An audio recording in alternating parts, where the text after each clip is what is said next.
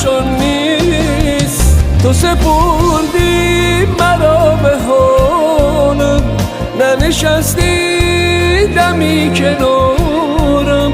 خبرم نیست ز حال زارم، امید جان